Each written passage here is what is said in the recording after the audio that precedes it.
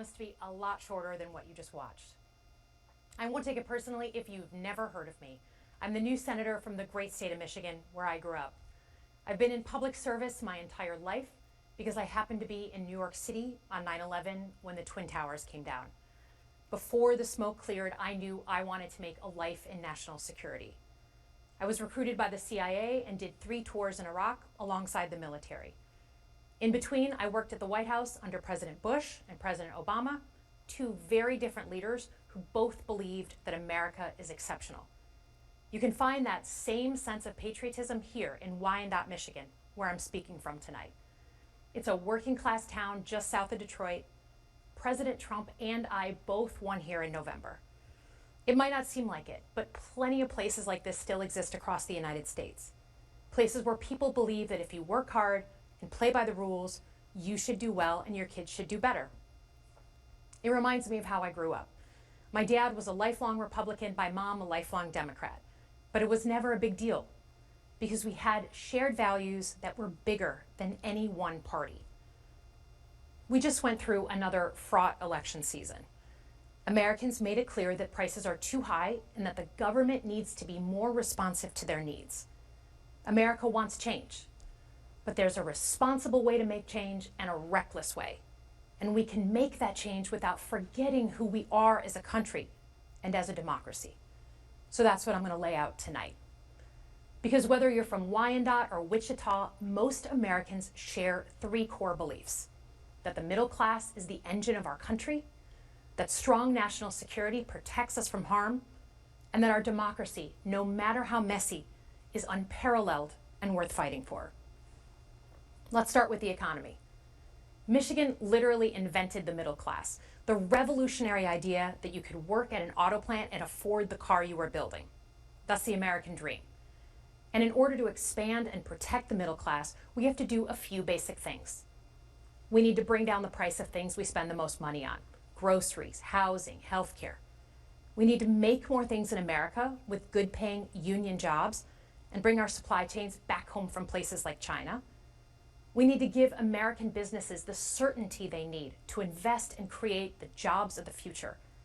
And we need a tax system that's fair for people who don't happen to make $1 billion. Look, the president talked a big game on the economy, but it's always important to read the fine print.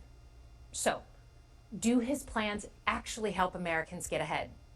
Not even close. President Trump is trying to deliver an unprecedented giveaway to his billionaire friends. He's on the hunt to find trillions of dollars to pass along to the wealthiest in America. And to do that, he's going to make you pay in every part of your life. Grocery and home prices are going up, not down, and he hasn't laid out a credible plan to deal with either of those.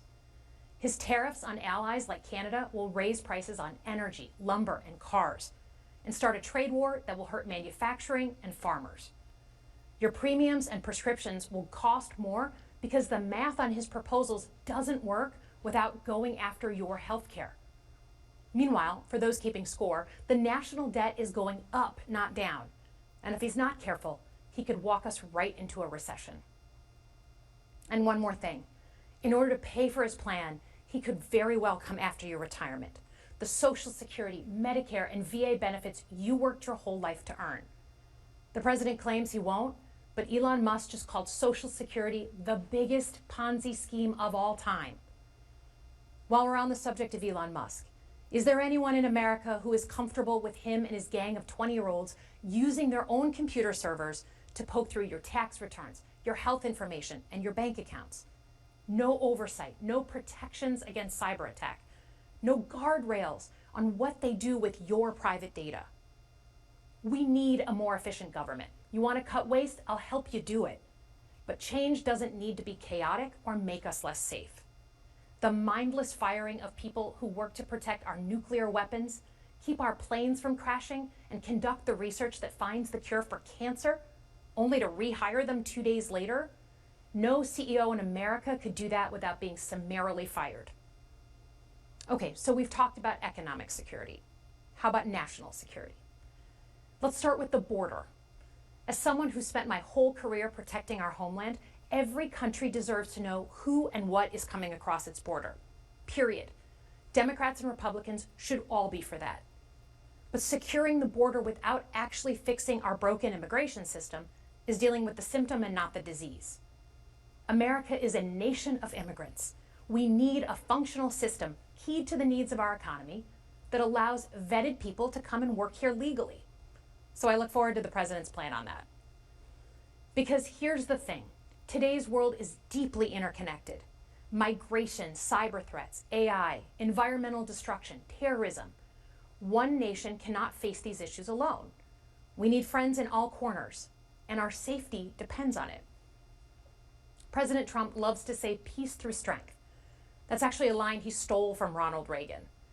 But let me tell you, after the spectacle that just took place in the Oval Office last week, Reagan must be rolling in his grave. We all want an end to the war in Ukraine, but Reagan understood that true strength required America to combine our military and economic might with moral clarity. And that scene in the Oval Office wasn't just a bad episode of reality TV. It summed up Trump's whole approach to the world. He believes in cozying up to dictators like Vladimir Putin and kicking our friends like the Canadians in the teeth.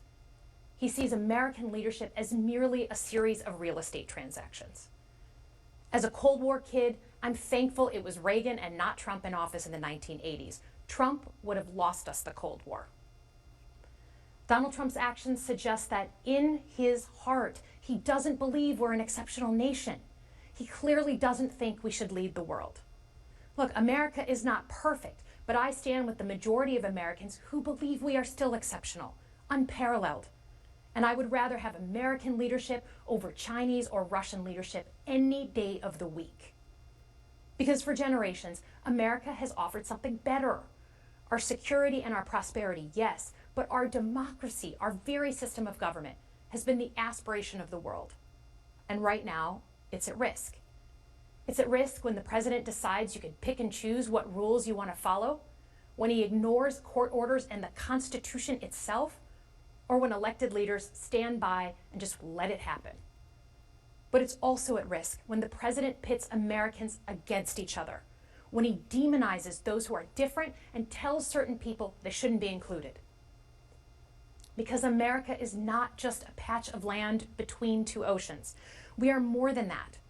Generations have fought and died to secure the fundamental rights that define us. Those rights and the fight for them make us who we are. We're a nation of strivers, risk takers, innovators, and we are never satisfied. That is America's superpower. And look, I've lived and worked in many countries. I've seen democracies flicker out. I've seen what life is like when a government is rigged. You can't open a business without paying off a corrupt official. You can't criticize the guys in charge without getting a knock at the door in the middle of the night. So as much as we need to make our government more responsive to our lives today, don't for one moment fool yourself that democracy isn't precious and worth saving. But how do we actually do that? I know a lot of you have been asking that question. First, don't tune out. It's easy to be exhausted, but America needs you now more than ever. If previous generations had not fought for this democracy, where would we be today? Second, hold your elected officials, including me, accountable. Watch how they're voting. Go to town halls and demand they take action. That's as American as apple pie. Third, organize. Pick just one issue you're passionate about and engage. And doom scrolling doesn't count. Join a group that cares about your issue and act. And if you can't find one, start one. Some of the most important movements in our history have come from the bottom up. In closing, we all know that our country is going through something right now. We're not sure what the next day is going to hold, let alone the next decade. But this isn't the first time we've experienced significant and tumultuous change as a country. I'm a student of history, and we've gone through periods of political instability before. And ultimately, we've chosen to keep changing this country for the better. But every single time, we've only gotten through those moments because of two things: engaged citizens and principled leaders. Engaged citizens who do a little bit more than they're used to doing to fight for the things that they care about, and principled leaders who are ready to receive the ball and do something about it. So thank you tonight for caring about your country, Just by watching, you qualify as engaged citizens. And I promise that I and my fellow Democrats will do everything in our power to be the principled leaders that you deserve. Good night, everyone.